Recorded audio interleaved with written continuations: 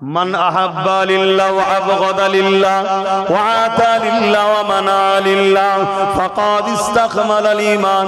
ভালোবাসবো আল্লাহর জন্য, দুশমনি করব আল্লাহর জন্য, আত্মীয়তা করব আল্লাহর জন্য, বিচ্ছেদ হব আল্লাহর জন্য। এ যুবকেরা, সেই আল্লাহর ঘরের জন্য কথা বললে কেউ যদি বলে দুশমন হব, মসজিদ মাদ্রাসা কবরস্থানের জন্য কথা বললে কেউ যদি বলো দুশমন হব, এই রকম দুশমন পুরো পৃথিবী যদি ভরে যায়, তাদের বিরুদ্ধে যুদ্ধের ঘোষণা আমাদের সেদিনও ছিল, আজও আছে, কিয়ামত পর্যন্ত যুদ্ধের ঘোষণা থাকবে। ঠিক না বেঠে? কি করবি তোরা? পুলিশদের জেলে দিবি? জেলে তো আছি। আর দুনিয়া ও সিজরুল মুমিনিন, মুমিনদের জন্য দুনিয়াটা হলো জেলখানা। এত নাকি? মুমিন যে নয় তার কথা বাদ দিন, মুমিন যে হবে দুনিয়ায় প্রতিটা কদম ফেলে আল্লাহর ভয়ে ফেলে, মুমিন যে হয় দুনিয়ায় প্রতিটা মুহূর্তে আল্লাহর ভয়ে থরথর করে কাঁপে, মুমিন যে হবে সে নিঃশ্বাস টানার আগে ভাবে ছাড়তে হয়তো নাও পারি, চলে যেতে হতে পারে। বেরোবার আগে আল্লাহ বারকত দিলেন দয়া করে, নাও তো বেরোতে পারতো, আর বার যে করেছি নাও তো টানতে পারি। ঠিক না বেটি? কিসের এত টেনশন, কিসের এত চিন্তা? হ্যাঁ, এ যুবকেরা মনে রাখবেন, ফিরআউন জুলুম করেছিল মুসা নবীর উপরে, তার অনুসারীদের উপরে।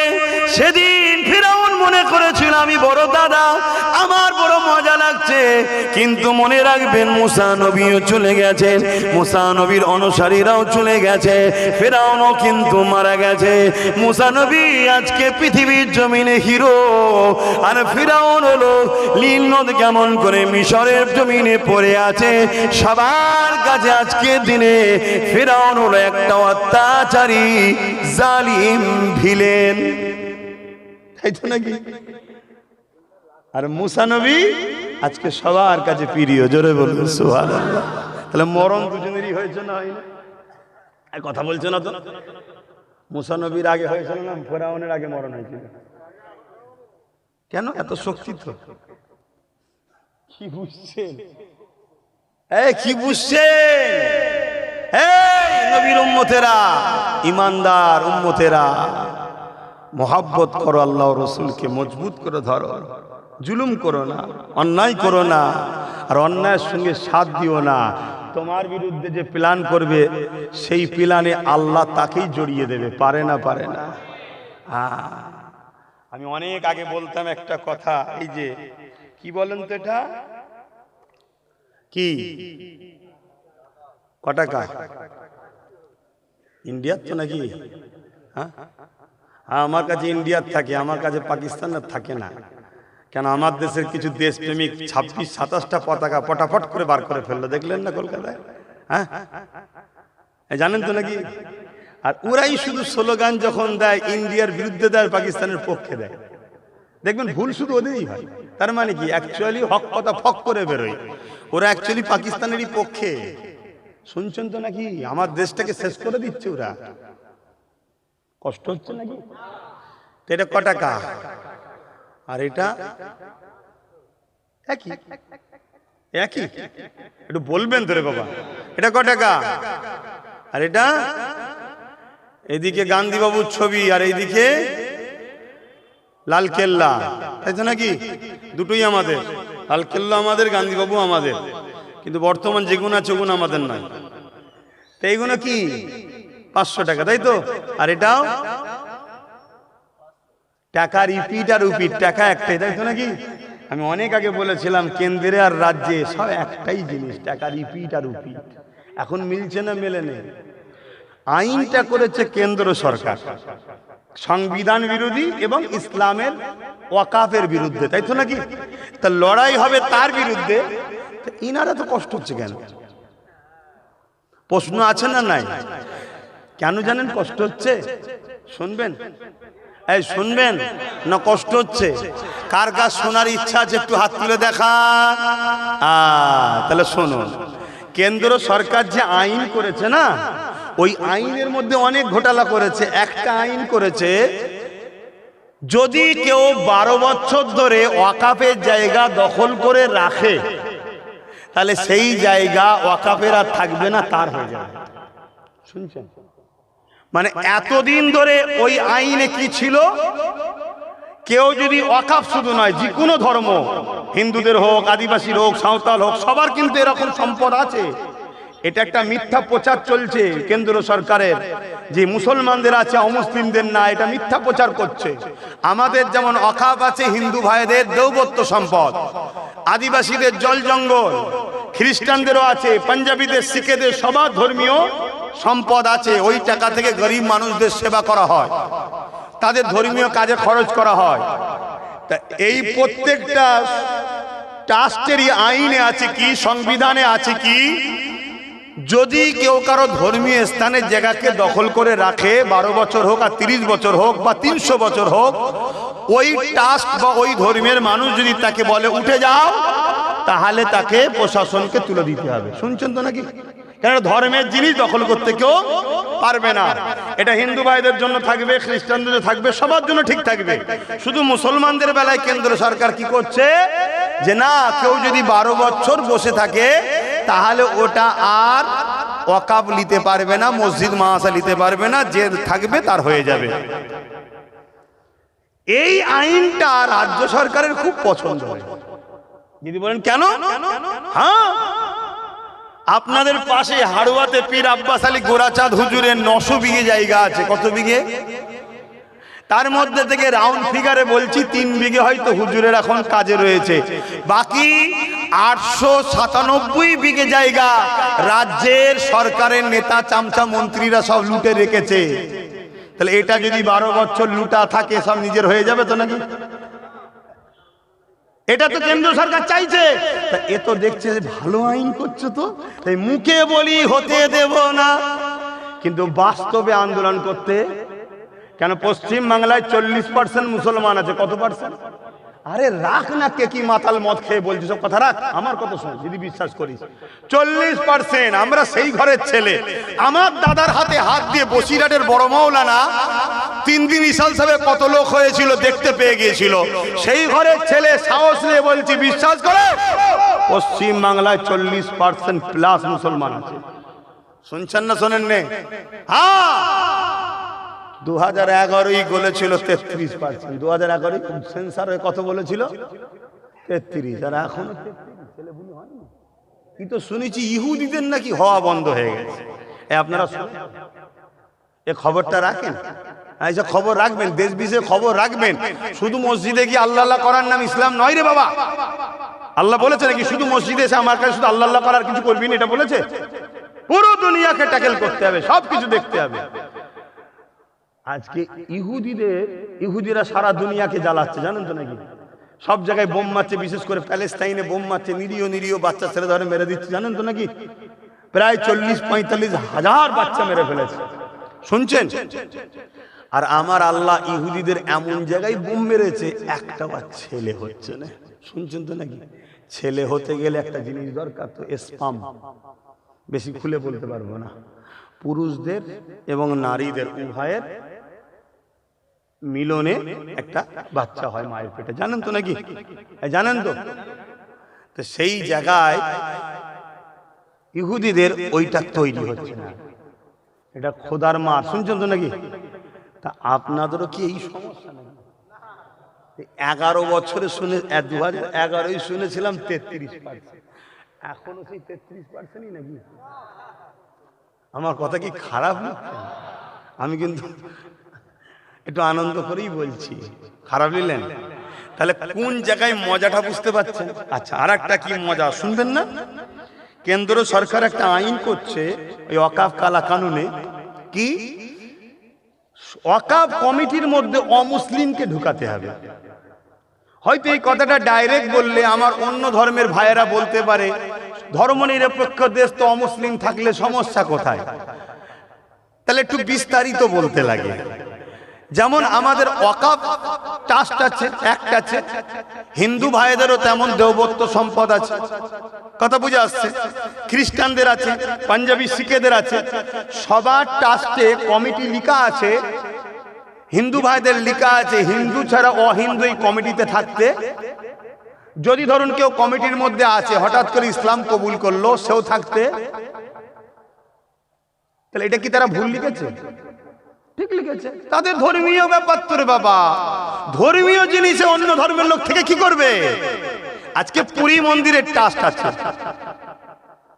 কি বলে কেদারনাথ, আরো কত সব মন্দির হিন্দু ভাইদের আছে, তাদের সব ট্রাস্টে এরকম লেখা আছে যে হিন্দু ছাড়া অহিন্দু ঢুকতে, বলুন বলুন, যদি ঘুম পাই বলুন, ছেড়ে দিচ্ছি, থাকতে পারবে না। ঠিক খ্রিস্টানদেরও লেখা আছে খ্রিস্টান ছাড়া অখ্রিস্টান থাকতে, আদিবাসীদের সবার ট্রাস্ট আছে। ঠিক ইসলাম মুসলমানদেরও লেখা ছিল ওয়াকফ বোর্ডেতে মুসলমান ছাড়া অমুসলিম থাকতে পারবে না। সবারটাও যেমন ঠিক, আমারটাও তেমন ঠিক হয় উচিত তো নাকি? হ্যাঁ, কিন্তু কেন্দ্র সরকার কি করছে 2025 অ্যাক্টে সবারটা ঠিক আছে, অহিন্দু অখ্রিস্টান ঢুকতে পারবে না, সব ঠিক আছে, শুধু মুসলমানদের ওয়াকফ বোর্ডে কেন্দ্র সরকার বলছে অমুসলিম ঢুকাতে হবে। অ্যাকচুয়ালি কেন্দ্র সরকারের লোক ঢুকাবে ঝেড়ে ঝেড়ে খাবার জন্য, উদ্দেশ্য এটা, কথা বুঝে আসছে তো? যাক, অহিন্দু ঢুকাতে, অমুসলিম ঢুকাতে হবে, এটা কেন্দ্র সরকার তৈরি করছে। সুপ্রিম কোর্টে গিয়ে এটা আটকে গেছে, জানেন তো নাকি? কিন্তু রাজ্য সরকার দেখছে এই বিলটা হলো তো লাভ হবে। কেন? 2024-এ পশ্চিম বাংলার সরকার অলরেডি 2 জন ওয়াকফ বোর্ডে অমুসলিমকে ঢুকিয়ে দিয়েছে, শুনছেন তো নাকি? বিজেপি ঢুকাবার জন্য আইন করছে কেন্দ্র সরকার, এখনো ঢুকাতে ঢুকিয়ে। আমার রসুল তাই বলেছিলেন যে আমার উম্মত প্রকাশ্য দুশ্মন তোমাদের ক্ষতি করতে পারবে না, আমার ভয় হয় মুনাফিকরা না তোমার ক্ষতি করে দেয়। তা কেন্দ্রে যে বসে আছে আমাদের প্রকাশ্য দুশ্মন, এটা আমরা কেউ জানি না, কিন্তু ইনি তো ঘুমটা দিয়ে আমাদের মুনাফিক বন্ধু সেজে দুশ্মন। কিন্তু আপনারা চিনতে পারেন না, আমি কিন্তু অনেক আগে থেকে চিনি। যেদিন ঘুমটা দিচ্ছে সেদিনই বুঝেছি নাটক করছে। আর না হয় মসজিদে ঢুকে পড়লে কেন হুড়মুড় করে? এই মসজিদে ঢুকে যায়, কথা বলুন। ঈদের নামাজে আপনাদের মা বোনরা যায়, কেন যায় না? ধর্ম আপনার মা বোন যাবে না কেন? না, ইসলামে নিষেধ আছে। কিন্তু উনি দেখুন কলকাতার রেড রোজে হাজির, যায় না? তা উনি নাই অমুসলিম বলবেন, জানে না, তাহলে আমাদের মোল্লা মুলি সাহেব কোনো কি করছে বলে না কেন এই সম্বন্ধে? এই শুনছেন না, শোনেন না? তাহলে সব থেকে বড় আসামি কারা? সব থেকে বড় আসামি হচ্ছে আমার কওমের একদল দাড়িওয়ালা টুপিওয়ালা সেজে মোল্লা মুলি সাহেব গাদ্দার, ইরা হলো সব থেকে বড়। শুনছেন না, শোনেন নে? চিনবেন কি করে? চীনার ছোট্ট নমুনা বলে যায়, এরা বলে রাজনীতি করি না, কিন্তু নেতাদের সঙ্গে শুধু ফটো পাওয়া যায়। কথা শুনছেন? মনটা খুব কষ্ট হলো নাকি? খুব ব্যথা হয়েছে? তাহলে আমার কথা এখন শেষ কথা, সেটা হলো এটাই, আমরা পশ্চিম বাংলায় আমাদের মসজিদ মাদ্রাসার জন্য কথা বলতে পারি না। যদি কেউ বলে দিল্লি চলে যাও, তাহলে আমাদের ঘরেও 26-এ তাকে বলতে হবে আপনিও দিল্লি যান। কে কে বলতে রাজি আছেন? আল্লাহকে সাক্ষী রেখে হাত তোলে। আল্লাহকে সাক্ষী রেখে বলছেন তো? আল্লাহকে সাক্ষী রেখে হাত নাবান, এটা মনে থাকবে। যদি কোনো মুসলমান এই মসজিদ মাদ্রাসা দুশ্মনকে সাপোর্ট করে, জানবেন ও মুসলমান নয়, মুসলিম সূরাতে মুনাফিক বেঈমান। শুনছেন তো নাকি? আমি বলে যাচ্ছি, কোন মুফতি, মৌলানা, পীর, পীরজাদা, আলেম, উলামা, কোন মায়ের বেটা যদি পারে আমার সামনে চ্যালেঞ্জের মোকাবেলা করো, এত বড় ইসলাম বিদ্বেষী কথা বলার পরে যদি ক্ষমা না চায়, এরপরও যদি কোনো মুসলমান তার সাপোর্ট করে, সাথ দেয়, তার তোষামতি করে, ও মুসলিম সূরাতে বেঈমান, ও মুনাফিক। আর ওই মুনাফিকের যদি সাথ দেন, তাহলে মনে রাখবেন আল্লাহ ওই মুনাফিকের হাতেই তোমাদেরকে শেষ করবে। সূরা বাকারা, কোরআনের কথা বলছি, সূরা বাকারায় আল্লাহ বলছে, তোরা আমাকে আর আমার হাবিবকে ছেড়ে দিয়ে আমার ও আমার হাবিবের দুশ্মন যারা, তাদেরকে যদি তোরা নিয়ে উঠা বসা করিস, আমি আল্লাহ তাদের হাতে তোদেরকে মিটাবো। কথা মাথায় ঢুকছে? তাহলে আমি আপনাদের দুশ্মনী করছি না বাঁচাবার চেষ্টা করছি? এবার লিবার হয় নেবেন, না লিবার হয় মার তো আল্লাহর পক্ষ থেকেই হবে। দুঃখ কলকাতায় ইমাম না কাদের সম্মিলন একটা হলো, আমি জানি না তারা কি ইমাম, আমি জানি না কেন অনেকে দেখছি হাফ প্যান্ট পরেও ঢুকছে, হাফ প্যান্ট পরা ইমাম, আবার মহিলা ইমাম দেখেছি, শুনছেন তো নাকি? তা এটা কাদের সমাবেশ আমি জানি না, কিন্তু হেডিংয়ে দেখেছিলাম ইমামদের নাকি এটা কি সম্মেলন। তা ইমামদের সামনে রাজ্যের সিএম বলছে দিল্লি গিয়ে আন্দোলন করো, এখানে নয়। একটা কেউ বললো না যে আপনি কি বলছেন। আমি অবাক হয়ে গেলাম, এই কথাটা নাই বলেছে না অন্যায় বলেছে? আমি সবাইকে জিজ্ঞেস করছি, বোবা শয়তান করে আল্লাহ কিয়ামত দিন তুলবে, মরণের সময় কুকুরের মতো মরতে হবে। হক কথা বলো, নাই না অন্যায়? তাহলে এত বড় একটা অন্যায় কথা, সংবিধান বিরোধী কথা, আমার মসজিদ মাদ্রাসা, আমার কবরস্থান, আমার ধর্মীয় ঐতিহ্যকে আমি বাঁচাবার জন্য চিল্লাতে পারবো না, এখানে দিল্লি চলে যাও, এত বড় কথা বলছে ইমাম মৌলী সাহেবদের সামনে, একটা কেউ বললো না। রাজ্যের সিএম বলেছে এটা তো দুঃখ, অবশ্যই দুঃখ, কিন্তু এই দুঃখটা আমার অতটা নয়। কেন? তো আমি আগে থেকে জানি এই ইসলামের দুশ্মন, আমি আগে থেকে জানি। আপনারা হয়তো নাও জানতে পারেন, আমি জানি ইসলামের দুশ্মন, তাই আমি 1 মিনিট ভাই ফোনটা তুলছি। দরুদ শরীফ আল্লাহ।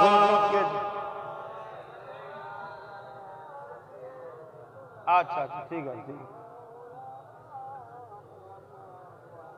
আল্লাহ। আমি ফোন তুলতাম না, প্রথমে ফোন আমার পরিবার করেছে, আমি কিন্তু তুলিনি, কিন্তু এই ফোনটা নওশাদ করেছে তাই তুললাম। কেন ওর দিকে আমার মন পড়ে থাকে কোথায় কিছু হলো নাকি, ওই জন্য ও ফোন করলে আমি যেখানেই থাকি ফোন আমি তুলি। কথা বুঝে আসছে? কেন আমি ওর সাথে জান মাল দিয়ে আছে, এটা মনে রাখবেন। কথা বুঝে আসছে না? না, শুধু ভাই হিসাবে নয়, ও গরিবদের ঘরে, গরিবদের দরদিও, গরিবদের জন্য কাজ করছে। সে মুসলমান হোক, হিন্দু হোক, আদিবাসী হোক, সাঁওতাল হোক, বাগদি হোক, গরিবদের হয়ে কাজ করছে। এই কাজটা আমার ভালো লাগছে। যেদিন ও দেখবো ভুল করছে, ওর ফোন তো তোলা দূরের কথা, ওর সব থেকে বড় দুশ্মন আমি হব। শুনছেন না শোনেন না? হ্যাঁ, মায়ের পেটের ভাই তো কি হয়েছে, ইসলাম তোমার থেকে আগে আমার কাছে, নবী তোমার থেকে আগে আমার কাছে। তুমি মানুষের উপরে জুলুম করবে, তোমার মতন ভাইয়ের প্রয়োজন আমার নাই। তাহলে ভেবে দেখো আমি কত নীতিতে মজবুত, বুঝতে পারছো? তা আমি যে কথা বলছিলাম কি, যে একটা কেউ বললো না যে আপনি কি বল, আচ্ছা ভালোবেসেই বল, আদর করেই বল, সম্মান দিয়েই বল। কথা বুঝে আসছে? হায় হায় হায় হায়, তাহলে মুসলমান আমরা ধ্বংস হব না তো কারা হব? কথা বলো। হ্যাঁ, তবে আল্লাহকে সাক্ষী রেখে বলছে, আমি যদি থাকতাম মাইকেল নিতাম, একদম পারফেক্ট কথা বল, মাইকেল নিতাম। কি হয়েছে? হ্যাঁ, জনগণ থেকে মাথায় বসিয়েছে, এমন কিছু নয় যে দেশের ওপরে, সে সংবিধানের উপরে নাকি। সংবিধান বলেছে তুমি তোমার আওয়াজ তুলবে, ভালো না লাগে আপনি দিল্লিতে চলে যান, ঠান্ডা ঘরে বসে সেটিং করে নেন, কিন্তু এখানে আওয়াজ উঠছে, উঠবে আগামী দিনও, তাই তো নাকি গো? আচ্ছা বলুন তো, এই যে গাছের পাতাগুলো আল্লাহর বিনা হুকুম ছাড়া লড়তে পারে? আচ্ছা ফেরাউন যে রাজা হয়েছিল খোদার হুকুম ছাড়া হয়েছিল? নমরুদ যে রাজা হয়েছিল খোদার হুকুম ছাড়া হয়েছিল? তাহলে আমার ভারতবর্ষে এত বিশাল দেশের প্রধানমন্ত্রী কে হবে, এটা খোদার বিনা হুকুমে হয়? জোরে বলেন না। তাহলে আল্লাহ ওই জালিমকে কেন করলেন? কথা বলেন। দুটো কারণ মনে রাখবেন, দুটো কারণ। একটা হলো মোমেনদের ইমানের পরীক্ষা নেবে আল্লাহ। এই দেখছেন না, ভয় করি না, হক কথা বলতে হবে, যে না বলি আল্লাহর কাছে ধরা পড়তে হবে, এটা হলো ইমানের পরীক্ষা। আর দেখবেন অনেকে বলে কি করা যাবে, কি হবে, কাজ বন্ধ করে দেবে, টোটো চালাতে দেবে না, এই হবে ওই হবে হ্যান হবে, বলে না বলে না? হ্যাঁ, ইমান দুর্বল বাপ, ইমান দুর্বল। ইমানদারদের ইমান পরীক্ষার জন্য।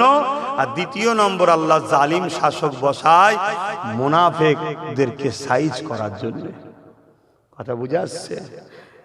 অতএব বাপ হকের পক্ষে থাকো, হকের পক্ষে থাকো। আমি সংক্ষেপ করব, তার আগে আরেকবার বলে দিয়ে যাই, আমার রাসূলুল্লাহ দ্বীনের জন্য অনেকটা কষ্ট করেছে।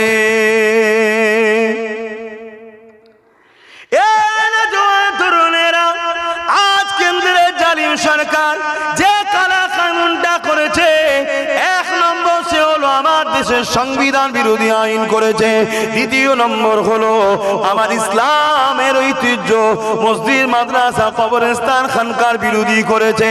এ আমার জীবনে জান থাকতে এটাকে কখনো মেনে নেওয়া যেতে পারে না। এর বিরোধী করা আমার ঈমানি দায়িত্ব। রাসূলুল্লাহ জানিয়ে দিয়েছে, অন্যায় দেখলে হাত দিয়ে রোখো, অন্যায় যদি হাত দিয়ে রুখতে না পারো মুখ দিয়ে প্রতিবাদ করো, মুখ দিয়ে যদি না পারো অন্যায়কে ঘৃণা করে দূরে সরে যাও। যুবকেরা, তরুণীরা, বাপেরা, আমরা হাত তুলতে পারবো না, কারণ আমাদের হাতের হাত পাওয়ার না, কিন্তু জবানে তো প্রতিবাদ করতে পারি, কেননা আমার সংবিধানও তো আমাকে রাইট দিয়েছে। এই বনে রাখবেন যে যত বড় ক্ষমতাশালী প্রভাবশালী হোক না কেন, অন্যায়ের বিরুদ্ধে কথা বলা, অন্যায়ের বিরুদ্ধে কথা বলা, অন্যায়ের বিরুদ্ধে লড়াই করা, এবং মনে রাখবেন জালিম শাসকের বিরুদ্ধে কথা বলা আমার রাসূলুল্লাহর দ্বীনেতে, ইসলামেতে সবথেকে বড় জিহাদ। এই মনে রাখবেন, দুনিয়া দুদিনে, আজ আছেন কাল নাই, চলে যেতে হবে আল্লাহ পাকের ডাকেতে। কত বড় বড় দুনিয়ার ক্ষমতা এলো, আল্লাহ তাদেরকে মিটিয়ে দিয়েছে। ফিরআউন পৃথিবীর রাজা ছিল, আল্লাহ তাকে মিটিয়ে দিয়েছে। নমরুদ পৃথিবীর রাজা ছিল, আল্লাহর সঙ্গে যুদ্ধ পর্যন্ত করতে গিয়েছিল, আসমানের দিকে তীর নিক্ষেপ করেছিল, আল্লাহ পাক মাছের রক্ত লাগিয়ে দিয়েছিল। ফিরআউন বলে, নমরুদ বলেছিল, এ ইব্রাহিম, তোমার খোদাকে আমি মেরে ফেললাম, নাউযুবিল্লাহ। সেই নমরুদকে আল্লাহ পাক পোড়া মশা দিয়ে মেরে দিয়েছে। মনে রাখবেন, এই পৃথিবীর বুকে আর একটা আতঙ্কের নাম, নামটা হলো চেঙ্গিস খান। নাম আপনারা শুনেছেন। পুরো পৃথিবীকে দখল করতে চলেছিল, বাগদাদের জমিনে হামলা করে দিল, বাগদাদের মসজিদগুলোকে ভাঙতে শুরু করলো, বাগদাদের মাদ্রাসার উপরে হামলা করে দিল, বাগদাদের লাইব্রেরিগুলোকে, কিতাবগুলোকে পোড়াতে লাগলো। এক তারিখে চেঙ্গিস খান এমন সময় একটা মাদ্রাসায় হামলা করে দিল। ওই মাদ্রাসার 300 আলেম ছিল, তাদেরকে কাতার বন্দী করে দাঁড় করালো। 100-103টে কাতার করলো। চেঙ্গিস খান তার জাল্লাদকে হুকুম করে দিল, এই আলেমগুলোর গর্দান উড়িয়ে দাও। কাতারে যখন গর্দান উড়াতে লেগেছে, ওই কাতারের মধ্যে একজন বুজুর্গ বয়স্ক আলেমের দিন ছিল, তিনি দ্বিতীয় কাতারে চলে গেল। চেঙ্গিস খান দেখেছে, কিচ্ছু বলেনি।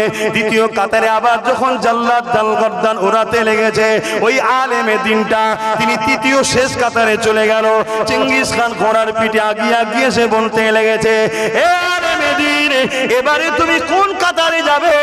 প্রথম কাতার থেকে দ্বিতীয় কাতার, দ্বিতীয় কাতার থেকে তৃতীয় কাতার, এবারে তার কোনো কাতার নাই, আমি সবার তো গর্দান উড়িয়ে দেবো, এবারে তুমি কোথায় যাবে? আল্লাহ পাকের আলেম বান্দা আসমানের দিকে মুখটা তুলে বলেছিলেন, আল্লাহ আছে। আরো জোরে বলো, শুনছেন কি বলছি? আল্লাহ আছে না? না, জোরে বলো, জোরে বলো। ভয় আল্লাহকে যদি করো, তুমি কোন জালিমের পক্ষপাতিত্ব নিতে পারবে? এতদিন ছিল না, আলাদা কথা, এর তার পিছনে ঘুটেছ। আজকে যখন নবী বংশের ছেলে তোমাদেরকে ডাকছে, আয় ধর্ম শিখাবার জন্য এসছি, কেউ ডাকছে আয় দেশ ও দেশবাসীর সেবা করব, তার সাথে সাথ দেওয়া দরকার, ঠিক না? ঠিক। আজকে সুপ্রিম কোর্টে কেস করার বেলায় সে, হজ হাউস থেকে মদ বার করার বেলায় সে, কোনো জায়গায় মুসলমান, আদিবাসী, দলিত, হিন্দু যেই বিপদে পড়ুক তার পাশে দাঁড়াবার জন্য সে, আর তুমি 500 টাকায় নিজেকে বিক্রি করছো। আল্লাহর কাছে জবাব দিতে হবে না? এমন কঠিন দিন আসবে, চোখের সামনে মা বোনেদেরকে তোমাদের বেঁধে রেপ করবে, কিচ্ছু করতে পারবে না। ওপেন বলে যাচ্ছি, ভাষা ভালো লাগে দাওয়াত করবি না, ভালো লাগে দাওয়াত করবি না। কারো জলসার মুখাপেক্ষি আব্বাস সিদ্দিকী নয়। আমার কম জলসা বন্ধ করেছে এই শাসকরা, কম বন্ধ করেছে, হাজার হাজার জলসাকে আমার বন্ধ করে দিয়েছে। শুনছেন না? শোনেন না? আবার বলে ওনাকে বাদ দিয়ে যাকে খুশি নিয়ে আসে। শুনছেন তো নাকি? কেন বন্ধ করতে বলে বুঝতে পারছেন না? এক কথা বলছেন তো নাকি? কিন্তু আপনি শুনে রেখে দেন, যত দিন যাচ্ছে বন্ধ একদিক দিয়ে যেমন হচ্ছে, জলসা আমার এত বেড়ে গেছে আমি রেস্ট পাচ্ছি না। বললেন না আলহামদুলিল্লাহ? আপনাদের হিংসা হলো কি গো ভাইয়েরা, হিংসা হলো নাকি? আমি এতটুকু জানি, কোনো জালিম যদি একটা দরজা বন্ধ করে, আমার আল্লাহ তিনি 1000টা দরজা খোলার ক্ষমতা রাখে। জোরে বলুন সুবহানাল্লাহ। তোর যদি কেউ টোটো বন্ধ করে দেয়, দোকান বন্ধ করে দেয়, কাজ বন্ধ করে দেয়, চাকরি বন্ধ করে দেয়, ঘাবড়াচ্ছিস কেন? আল্লাহ তো তিনি, এর থেকে হয়তো বড় জিনিস আল্লাহ তোর জন্য রেখেছে, এটা টেস্টের পরে দেবে। ঘাবড়াচ্ছ কেন? হ্যাঁ, তবে আলহামদুলিল্লাহ আমার প্রচুর ভাইরা তারা পরিবর্তন হচ্ছে। কেন এই দিল্লি চলে যায়, এই কথাটা ভালো নজরে লাইনে লোক শুনছেন না শোনেন না? তবে যারা পরিবর্তন হচ্ছেন তাদের জন্য আমার একটা কথা আছে, পরিবর্তন হয়েই যেন এসে মাছের মাথা লোভে স্বপ্ন দেখবেন না, একটু ওয়েট করতে হবে। এসেই যদি বলেন আমাকে পদ দে, তাহলে সন্দেহ হবে। ঠিক না বে ঠিক গো? একটু পরীক্ষা দিতে হবে যে আমি সত্যি পরিবর্তন হয়েছি। 2-5 বছর থাকো, একটু ঘষাঘষি করো। ঠিক না বে ঠিক গো? আর নাই যদি মনে করো যে না তাহলে তো আমি নেই, তাহলে যেখানে আছো থাকো, খোদার গজবে একসাথে মরো জাহান্নামীর সাথে। শুনছেন নাকি? আমার কথা বাপ স্পষ্ট, কেন আল্লাহ মুখ সিলাই করে পাঠায়নি, পুরো খুলে পাঠিয়েছে, আর বড় মতোই মুখ দিয়েছে, তাই তো নাকি গো? যে বল বল বল, হক কথা বল, হক কথা বল। তুই কাকে ভয় করবি? আমি আল্লাহ, আমাকে ছাড়া পৃথিবীর কারো কোনো ক্ষমতা নেই তোর কিছু করতে পারে। যা কিছু হবে আমি আল্লাহ, আমার হুকুম হবে। আর তুই যদি আমার হোস, আমি তোর জন্য যেটা করব তোর কল্যাণের জন্য করব। জোরে বলুন সুবহানাল্লাহ। আমার আল্লাহ ইসলামের জন্য, কোরআনের জন্য লড়াই করতে গিয়ে আমার মৃত্যু দেয়, অবশ্যই আমার কল্যাণের জন্য আমার মালিক দেবে বেহিসাব জান্নাত পাবো। জোরে বলুন সুবহানাল্লাহ। এতে ঘাবড়াবার তো কিছু নেই, এতে কোনো ঘাবড়াবার কিচ্ছু নেই। আরে কত লোক মদ খেয়ে পুকুরে উল্টে মরে যাচ্ছে, কত লোক অ্যাক্সিডেন্ট করে ছেতরে যাচ্ছে, কত লোক কত রকম ভাবে মরছে। হ্যাঁ, আল্লাহ দিনের জন্য, হকের জন্য, গরিবের জন্য, ইনসাফের জন্য, মানবতার জন্য, নিজের রাষ্ট্রের জন্য, নিজের রাষ্ট্রবাসীর জন্য, আল্লাহ সৃষ্টির জন্য কথা বলা, এটা সবার দ্বারাই সবাইকে আল্লাহ দেয় নাকি? হ্যাঁ, তো তোমরা বলতে যদি নাও পারো, ভাইজানের সাথ দিলে তো বলা হয়ে যাবে নাকি? কারা কারা সাথে আছে একটু হাত তুলে দেখাবে। পাক্কা কথা তো নাকি? আপনার বাও আর একটা সাক্ষী লিখছি, আমি প্রায় জায়গায় প্রচার করে দেখছি। আমি একটা ব্রিকেটে ডাকবার ঠিক করছি, আপনারা খবর পেলে একটু যাবেন। গাড়ি দাঁড়া, হাত তুলে নিয়ে আগে শোনো, গাড়ি ভাড়া দিতে পারবো না, কেন আমার কাছে তোমাদের ওয়াকাফের ঝাড়া টাকা নেই, আমার কাছে তোমাদের ঝাড়া টাকা নেই বাপ। শুনছেন তো নাকি? আমি গাড়ি ভাড়াও দিতে পারবো না, খাওয়াও দিতে পারবো না, কিচ্ছু দিতে পারবো না, নিজের গাঁটের পয়সা, এমনকি পানিটাও সাথে নিয়ে যেতে হবে। কারা কারা এবারে আমার ডাকে যেতে রাজি আছেন একটু হাত তুলে দেখান। এ হাত সত্য তো নাকি? এ হাত সত্য? আল্লাহ এ হাত যদি সত্য হয়, এদের জানমাল হিফাজত করো, দুনিয়া একসাথে, পরকালে একসাথে জান্নাত রেখো। বলুন আমিন। আরো জোরে বলুন আল্লাহুম্মা আমিন। হ্যাঁ, তবে দেখবেন আমার নামে এবার মিথ্যা না কেউ প্রচার করে যে আব্বাস সিদ্দিকী ডেকেছে। না, আমার ডাকলে সব খবর পাবে। আমার নম্বর আছে না নাই? আমার দেরি আছে, এখন নাই। আমি প্রচার করছি, আরো প্রচার করছি। আমি উত্তরবঙ্গ, দক্ষিণবঙ্গ সব জায়গায় প্রচার করছি, কারণ আমার টার্গেট যত কমই হোক 25 থেকে 30 লক্ষ লোকের একটা জমায়েত করবো। বলুন ইনশাআল্লাহ। হ্যাঁ, তবে মা বোনেরা নয়, মা বোনেরা যাবে না। এই মা বোনে দিল্লি যেতে হবে নাকি? নাই লোক হবে না? আমার বাপ ভাইয়েরাই কম নাকি? মা বোন গেলে তো তাহলে তো 1 কোটি পার হয়ে যাবে। না, মা বোনরা যাবে না, তারা আমাদের সম্মানের জিনিস, ইজ্জতের জিনিস, আমাদের দামি জিনিস। তারা আমাদের আমানে থাকবে। আরে তাদের তো বডিগার্ড আমরা তো তাদের জন্য জান মাল কুরবান করে তাদের হিফাজত করব। ঠিক না বে ঠিক গো? কিন্তু আমার মা বোনেদের বলবো, মা রে, ফ্রিতে ভাতা নিতে যাসনি মা, আল্লাহ এমন বেউজ্জতি করবে, তখন চোখের পানি নয়, চোখ দিয়ে খুন বেরোবে, খুন। গত 1 বছর 5 মাস হলো, আগে বলেছিলাম একটা দিন আসছে 3 বছর পর, চোখ দিয়ে পানি নয় খুন বেরোবে। শুনেছেন তো? 1 বছর 5 মাস হয়ে গেছে, এখনো বাকি আছে 1 বছর 7 মাস বাকি আছে। তাই আমার মা বোনেদের বলবো, শোনো, স্বামী যদি হারাম ইনকাম করেও খাওয়ায়, স্বামী কিয়ামত দিন ধরা পড়বে, মা তুমি ধরা পড়বে না, কেন তুমি তার অধীনস্থ। কিন্তু আজকে তোমাদের ঘরে এই যে বেপর্দা করে জালিম অত্যাচারী ইসলাম বিদ্বেষী সরকার সামান্য ভাতা দিয়ে যে তোমাকে যে বাইরে বার করে দিচ্ছে, মা তুমি বুঝতে পারছো নি তোমাকে আল্লাহ নবীর দুশমন বানাচ্ছে। তুমি যদি আল্লাহ নবীর দুশমন না হও তাহলে আগামী দিন তোমাদের উপরে পশুগুলো হামলা করলে তোমার ইজ্জত লুটতে পারবে না।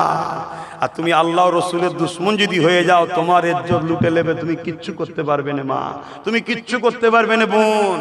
তাই সাবধান হও, সাবধান হও।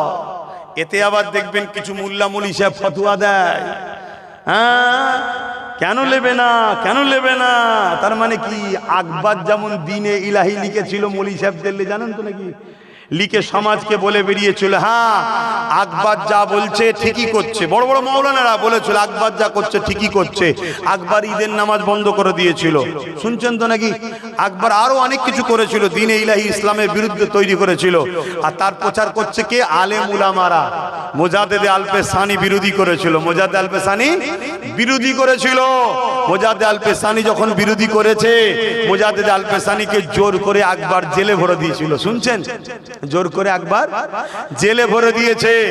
আর মুজাদ্দেদে আল-পেশানি যখন জেলের মধ্যে গেছে, জেলার এসে আকবরকে বলছে, হুজুর জাহাপানা জলদি করে মুজাদ্দেদ আল-পেশানিকে জেল থেকে বার করেন। কেন? বলছে ইন্টারন্যাশনাল ক্রিমিনাল, ডাকাত, খুনি যা জেলের মধ্যে আছে সব তওবা করে নামাজি মুসল্লি সব আল্লাহর ওলি হয়ে যাচ্ছে। জোরে বলুন সুবহানাল্লাহ, আরো জোরে বলুন সুবহানাল্লাহ। ওখানে গিয়েও হুজুর দাওয়াত চালাচ্ছে, শুনছেন তো নাকি। হ্যাঁ, তারপরে কি হলো, আকবর রাগ আরো বেড়ে গেল। আমার আল্লাহর মার কেমন দেখেন, আমার আল্লাহর মার কেমন দেখেন। হযরতে বাদশাহ আলমগীর তিনি আকবর হযরত মুজাদ্দেদে আল-পেশানির হাতে বায়াত হয়ে গেলেন এবং রাজ ক্ষমতা দখল করে নিলেন। জোরে বলুন সুবহানাল্লাহ।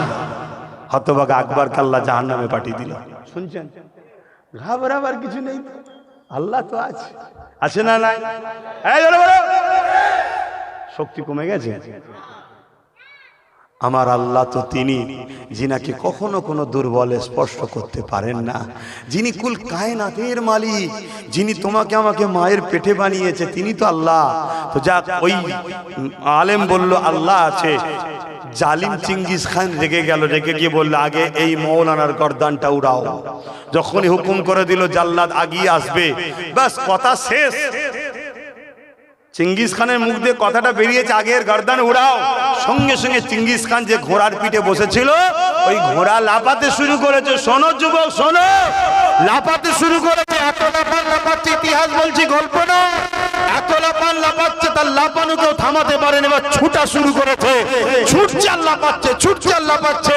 একটা সময় ব্যালেন্স রাখতে না পেরে চিঙ্গিস খান ঘোড়ার পিঠ থেকে পড়লো, কিন্তু একটা পা ফসকালো, একটা পা বেঁধে গেল। ঘোড়া ছুটেই যাচ্ছে। কি হচ্ছে পারে, কখনো এ গাছে, কখনো এ পাথরে, কখনো এখানে। চিঙ্গিস খান লাগতে লাগতে লাগতে তার মাথা লাগতে লাগতে ফেটে ঘিনু বেরোতে বেরোতে একদম ছিন্ন বিচ্ছিন্ন হয়ে জাহান্নামের কুত্তা যতক্ষণ না জাহান্নামে গেছে, এই ঘোড়া ততক্ষণ থামেনি। জোরে বলুন সুবহানাল্লাহ। জাহান্নামের কুত্তা হলো চিঙ্গিস খান। যদি বলেন কেন, 1 লক্ষর উপরে উলামাকে হত্যা করেছে, কয়েক কোটি মুসলমানকে কতল করেছে, শুনছেন। তারপরেও সেই চিঙ্গিস খানের কোনো নাম নিশানা আছে? এই তার আওলাদদের কোনো পরিচয়, তার খানদান? এই কেউ বলে আমি চিঙ্গিস খানের আওলাদ? এই বলবেন তো?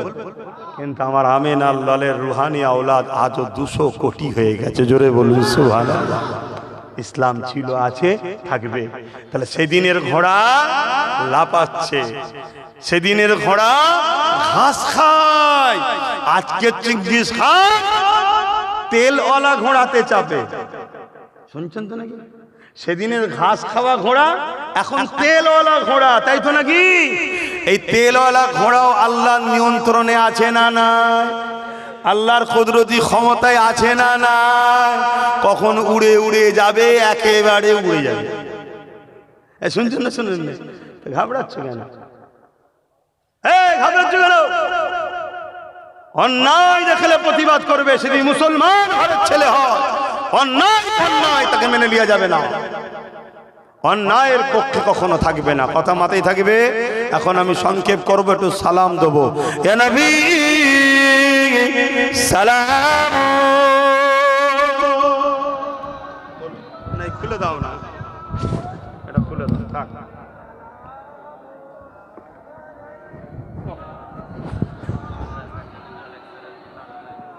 না।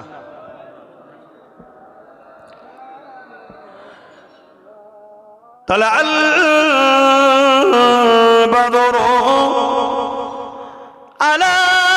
علينا من شنيات الوداع